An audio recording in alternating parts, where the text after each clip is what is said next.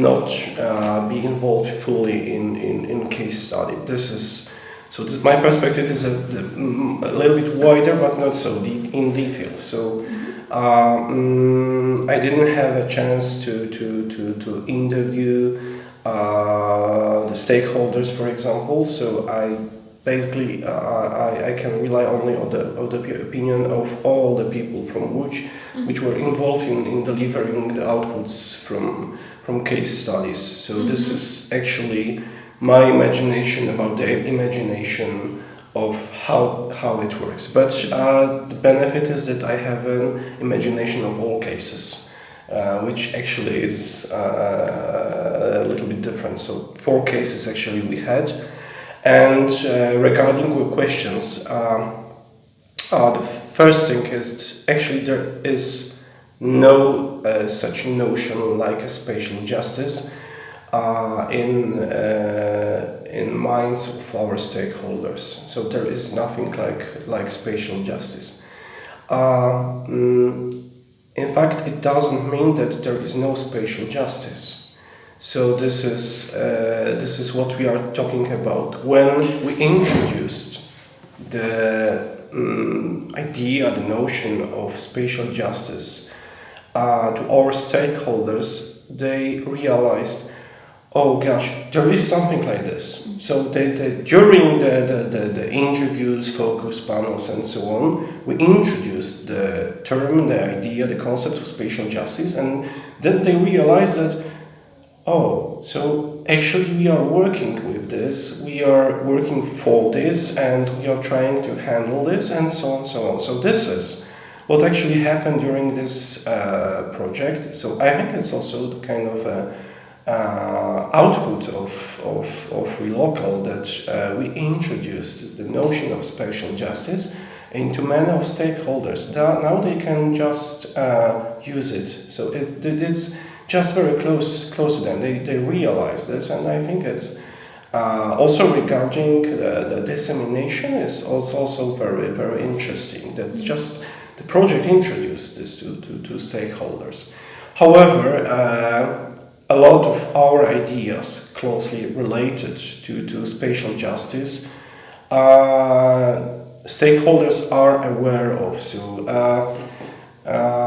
for example, social justice, which is very close to spatial justice. The geographical context is not so emphasized, but when talking about social justice, they use the idea of social justice. They know this idea, know how to interpret them, how to introduce in their policy, and so on, so on. So this is how we found other terms. So social justice for sure, justice generally.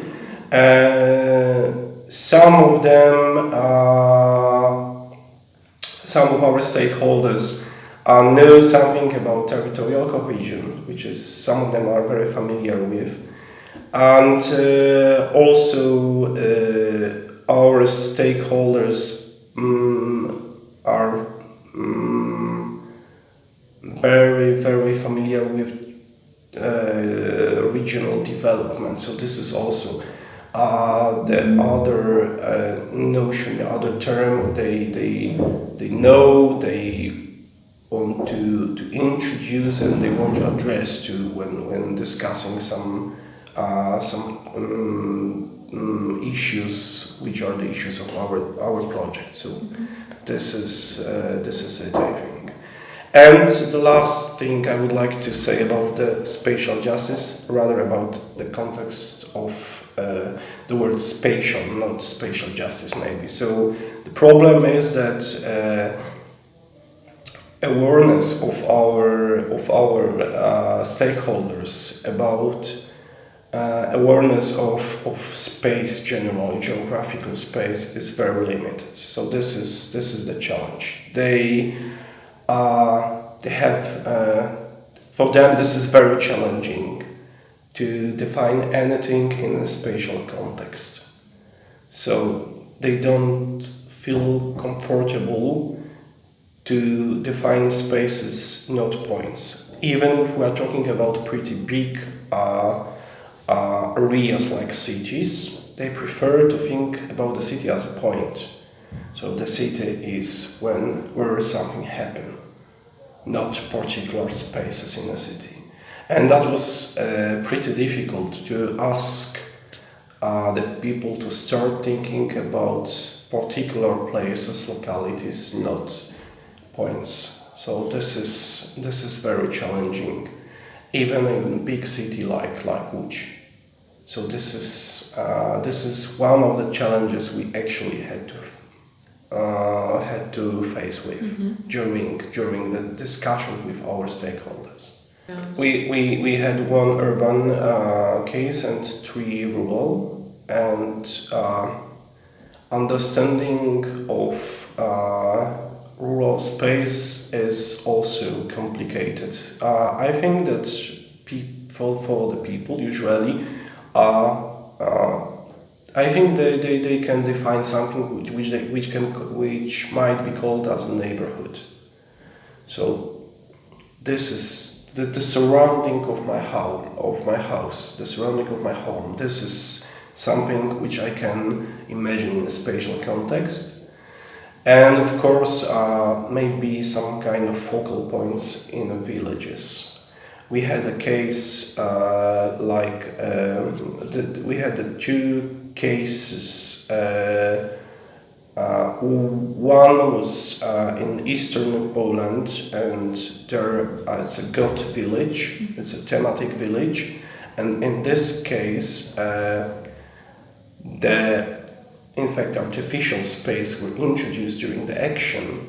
So the goat village actually started operating. Also, it is visible now and in the area of the village. So this is the focal point of the village now, and they understand where it is and so on and so on. However, when we asking them, for example, because I told you that there is a problem of understanding many things in a spatial context.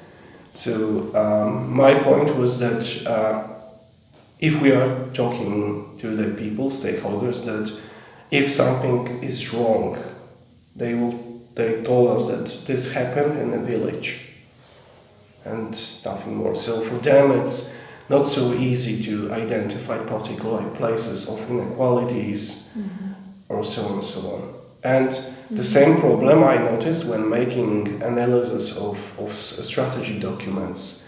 It's the same occurred. So everyone in every document, just the situation of the city was presented. So they could say that some inequalities happen, that some inequalities should be solved, but there is no spatial context for this. So this is the challenge we actually had. And same, of course, in any data we would like to catch. If it was available for villages, that was very good, but usually not.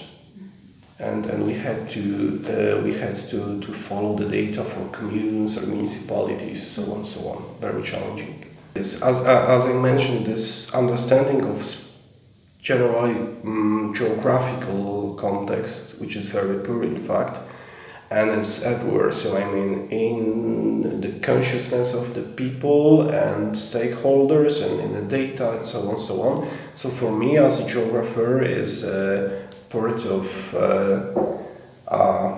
just daily difficulty, which I have to face with. So for me, it's just confirmation that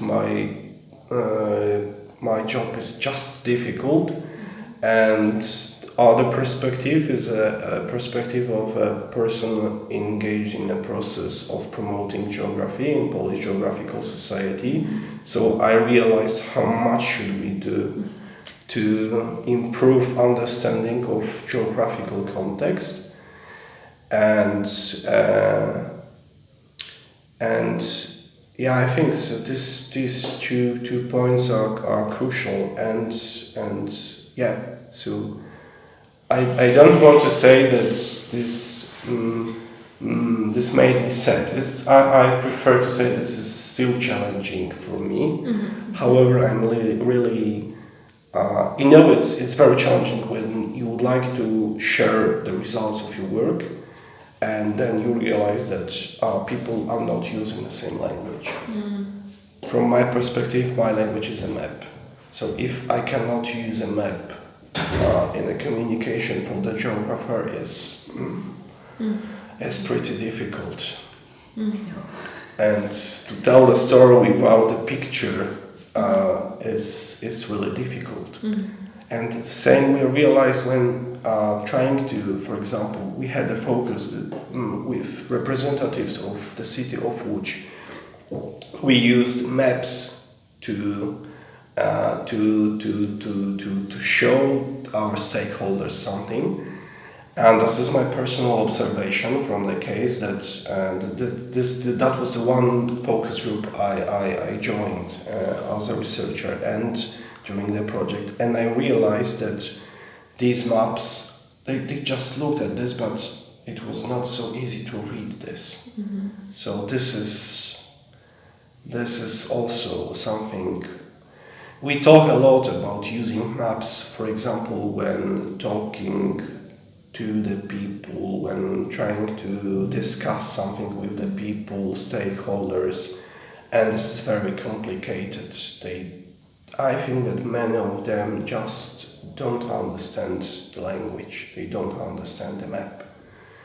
And it's pretty easy for us to employ this as a technique to discuss also, but they don't know how to use this. I don't know what is the reason. I think someone should do something, maybe me.